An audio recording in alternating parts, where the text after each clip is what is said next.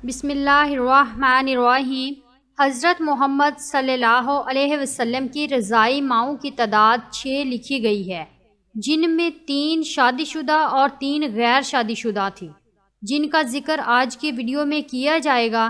حقیقی ماں کے علاوہ اگر کوئی عورت کسی بچے کی پرورش اور دودھ پلائے تو وہ ایک اضافی ماں کا درجہ حاصل کر لیتی ہے، جسے ام رضاع، رضائی ماں یا دودھ پلانے والی ماں کہتے ہیں۔ اس عورت کے شوہر کو بچے کے باپ کا درجہ دیا جاتا ہے، جبکہ اس کے بچوں کو بھی اس بچے کے حقیقی بہن بھائیوں کی طرح سمجھا جاتا ہے، اور اس کی ان میں سے کسی سے شادی نہیں ہو سکتی۔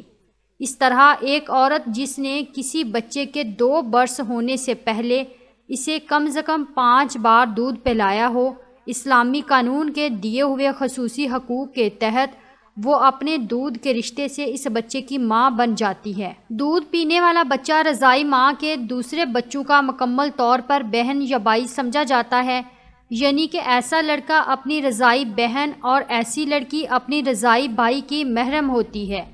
کوئی دوسرا مذہب کسی دودھ پلانے والی ماں کو ایسا رتبہ نہیں دیتا۔ حضور صلی اللہ علیہ وسلم کے رضائی بھائیوں کی تعداد 5 جبکہ رضائی بہنوں کی تعداد 2 تھی۔ حضور صلی اللہ علیہ وسلم نے کتنے دن تک اپنی والدہ ماجدہ کا دودھ پیا، اس بارے میں 3 مختلف روایات ہیں۔ پہلی روایت تو یہ ہے کہ 7 روز تک والدہ ماجدہ نے دودھ پلایا۔ دوسری روایت کے مطابق 4 روز تک آپ کی والدہ ماجدہ حضرت آمنہ نے آپ کو دودھ پلایا۔ سیرت حلبیہ میں ہے کہ آپ صلی اللہ علیہ وسلم کو آپ کی والدہ ماجدہ نے 9 دنوں تک دودھ پلایا۔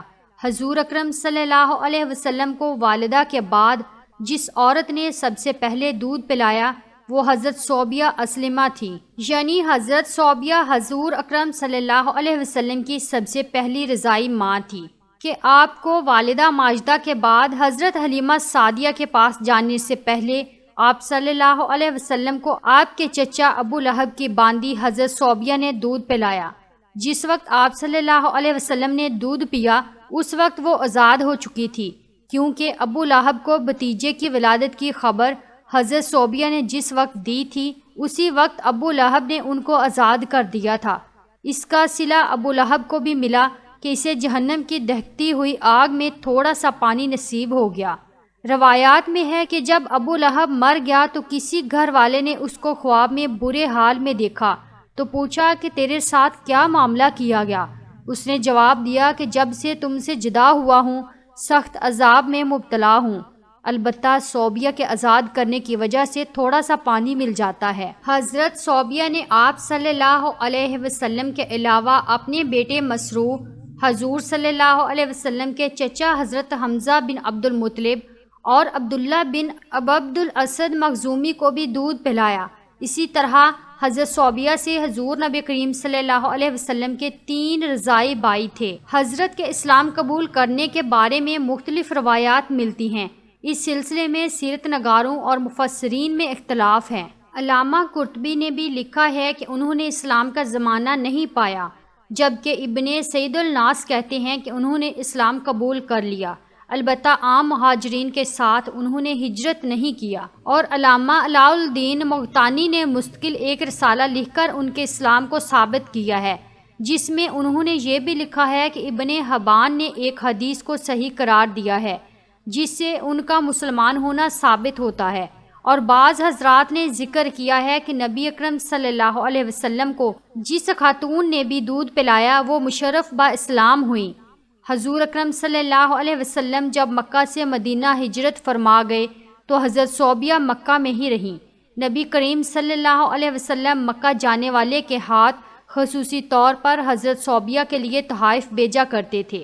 غزوہ خیبر کے بعد 7 ہجری میں حضور صلی اللہ علیہ وسلم کو اپنی پہلی رضائی والدہ حضرت صوبیہ کے انتقال کی خبر ملی تو آپ غمزدہ ہو گئے۔ اس موقع پر خبر پہنچانے والے سے حضور اکرم نے پوچھا کہ حضرت صوبیہ کے بیٹے اور میرے رضائی بھائی مسروع کا کیا حال ہے؟ آپ کو یہ بتایا گیا کہ مسروع تو حضرت صوبیہ سے پہلے ہی وفات پا چکا ہے اور اب ان کا کوئی باقی نہیں رہا۔ عربوں میں یہ رواج تھا کہ نئے پیدا ہونے والے بچے کو خالص عربی زبان سیکھنے اور دیہات کی پاک و صاف آب و ہوا میں تہذیب سے کھانے کے لیے کسی گاؤں میں بھیج دیا جاتا۔ شرفا عرب میں جاری اسی دستور کے مطابق بنو سعد کی عورتیں شیر خوار بچوں کو مکہ آ کر تلاش کرتی اور مخصوص اجرت و معاوضہ حاصل کرنے کی غرض سے انہیں لے کر جاتی۔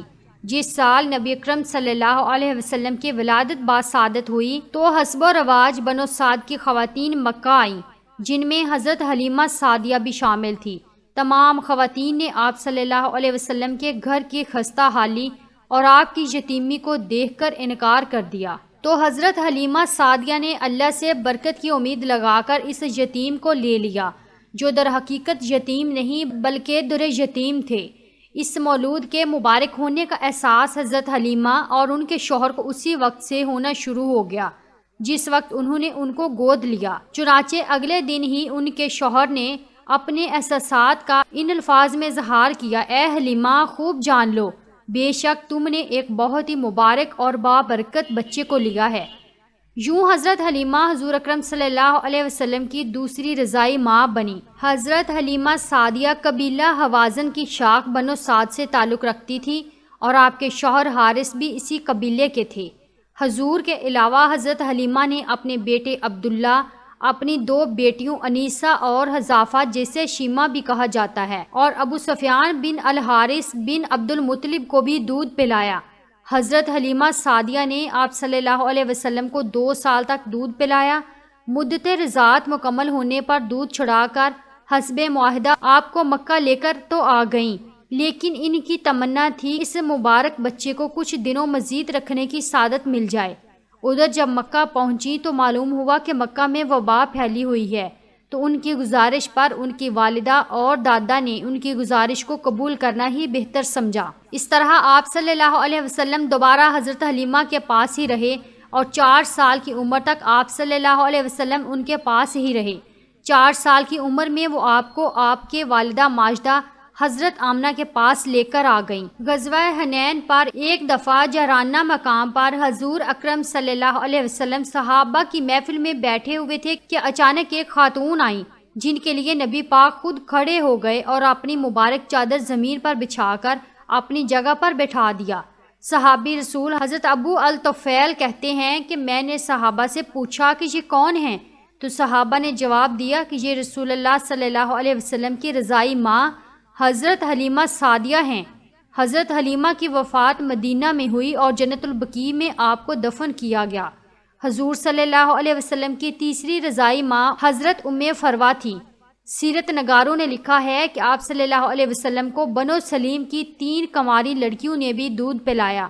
انہوں نے اپنا سینہ جو ہی نبی اکرم صلی اللہ علیہ وسلم کے منہ سے لگایا، دودھ جاری ہو گیا، جیسے آپ صلی اللہ علیہ وسلم نے پیا، اور اتفاق یہ کہ ان تینوں کا نام عاتقہ تھا۔ بے شک یہ بھی حضور اکرم صلی اللہ علیہ وسلم کے بچپن کے معجزوں میں سے ایک عظیم معجزہ ہے۔